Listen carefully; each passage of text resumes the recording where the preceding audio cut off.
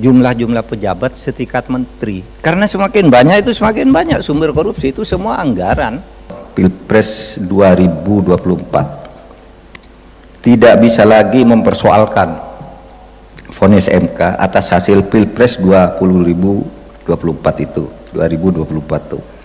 Demi keadaban dalam berhukum, meskipun misalnya merasa tidak puas atau kecewa atas putusan MK, saya harus menerima vonis MK itu sebagai produk pengadilan yang final dan mengikat.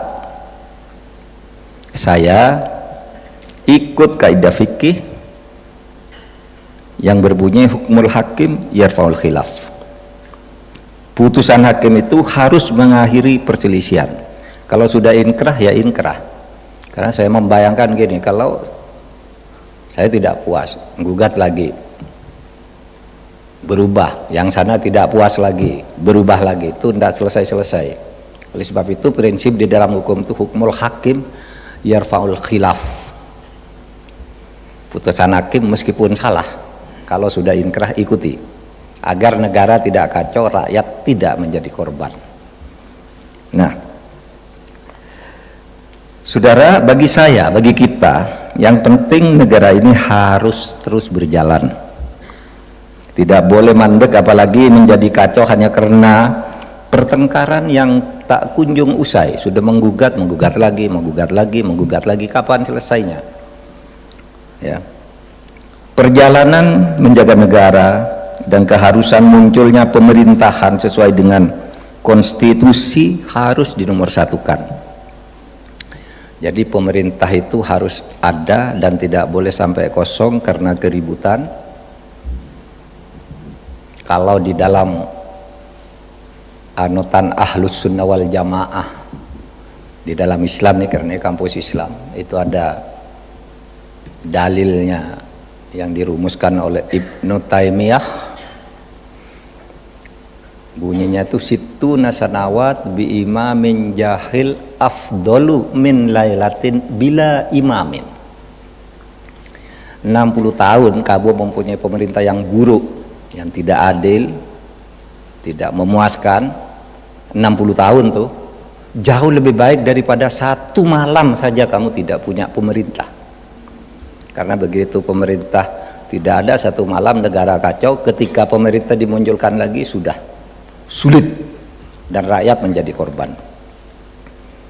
Bayangkan sekarang saudara, di Afghanistan, Irak, tempatnya Pak Ahmad Saad, itu lama merekonstruksinya dari kekacauan yang lahir di tengah-tengah masyarakat.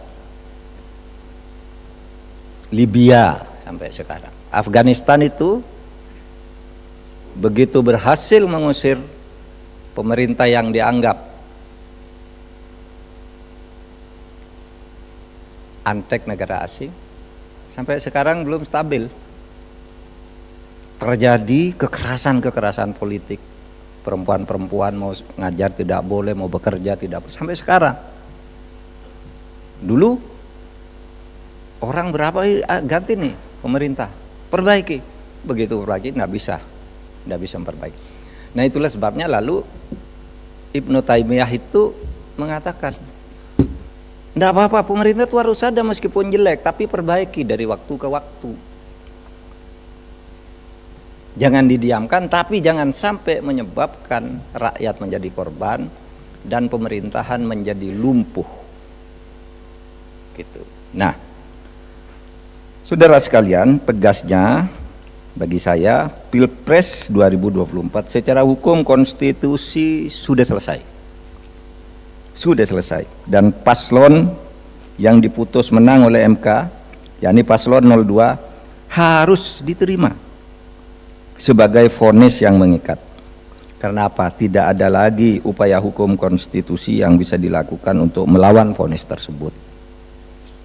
Selesai secara hukum. Secara politik belum. Masih banyak yang bisa dilakukan, termasuk seminar kita hari ini. Karena pada halaman berikutnya itu, meskipun secara hukum konstitusi selesai, seminar ini tetap menjadi sangat penting. Seminar ini tetap menjadi sangat penting karena pemilu akan terus diadakan setiap 5 tahun. Bukan ini yang terakhir, enggak, 5 tahun. Dan inilah kampus-kampus harus tampil. Civil society harus mengkonsolidasikan diri kembali untuk mengawal pemerintahan agar Indonesia ini ya tetap ada di tracknya menuju pencapaian tujuan negara. Saudara, saya bayangkan kalau kita diam, membiarkan satu pemerintahan berjalan tanpa pengawasan kita dalam koridor yang benar, ya kita khawatir negara nanti rusak, hancur. Karena begini, kalau orang menengarai, pemerintah itu merupakan hasil kolaborasi atau konspirasi antara penjahat, itu penjahat ekonomi, penjahat dan pejabat korup bergabung untuk membuat satu keputusan publik yang kemudian ini kalau dibiarkan ini akan berbahaya. Karena kalau keadaan sudah normal, hukum di dalam kerjasama sama dua penjahat ini, yang satu akan mengkhianati yang lain, akan saling menghancurkan. Dan itu yang jadi korban rakyat lagi. Itu yang saya katakan ngeri loh negara ini kalau misalnya oligarki yang disebut pengusaha-pengusaha perusak lingkungan alam dan sebagainya lalu berkolusi atau berkolaborasi dengan penjahat korup memenangkan satu pertarungan. Wah, itu bahaya, saudara. Itu bahaya. Oleh sebab itu kita jangan pernah lelah mengambil posisi untuk tetap berjuang. Saya katakan, dari mana? Banyak ormas-ormas, kampus-kampus, civil society gitu. Saya berangkat dari kampus dan civil society. Saya masuk ke kampus ini tahun 78 sebagai mahasiswa baru. Sudah itu tahun 83 lulus jadi dosen di sini. Saya tidak pernah pergi dari kampus ini, ya kecuali pergi sebentar lalu kata Bu Tuti tadi pulang lagi ke sini. Tapi sebenarnya saya tetap ngajar, nggak pernah, kecuali yang terakhir itu betul-betul tidak bisa lagi menjadwalkan gitu. Nah, kita harus mulai menyiapkan kader-kader bangsa kita yang itu menghindari tadi. Apalagi kalau saudara sekalian, nanti orang bikin kegiatan pemilu menang lalu karena terlalu banyak yang dijanjikan, menteri-menteri diperluas lagi. Menteri dulu kan 26, jadi 34. Nah, ditambah lagi. Besok pemilu yang akan datang tambah lagi jadi 60. Pemilu lagi tambah lagi. Karena kolusinya semakin meluas dan semakin minta, rusak nih negara. Yang sebenarnya sih di Amerika aja menterinya berapa tuh? Cuma 14. Lalu dibagi ke dirjen-dirjen unit yang di bawah menteri, sebuah menteri dikelompokkan gitu. Nah, bahkan dulu saya bersama Mbak Bibif, Bu Nekmah itu di Asosiasi Pengajar Hukum Tata Negara di 2019, itu rekomendasinya dikecilkan jumlah kementerian itu. Bahkan kita mengatakan bahwa Kemenko itu tidak harus ada. Rekomendasinya sih yang dirumuskan Kemenko dihapus.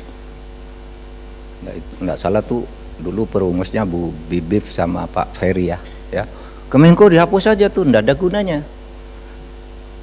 Karena saya sudah mendengar rencana susunan kabinet gitu, saya perhalus, Kemenko tidak harus ada sesuai dengan undang-undang. Akhirnya rumusannya begitu. Tapi semangatnya bukan terus bagi-bagi kekuasaan gitu. Semangatnya itu membatasi jumlah-jumlah pejabat setingkat menteri.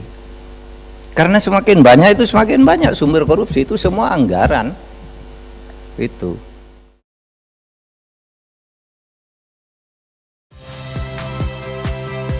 Saya Priska Clarissa. Saksikan program-program Kompas TV melalui siaran digital, pay TV, dan media streaming lainnya. Kompas TV, independen, terpercaya.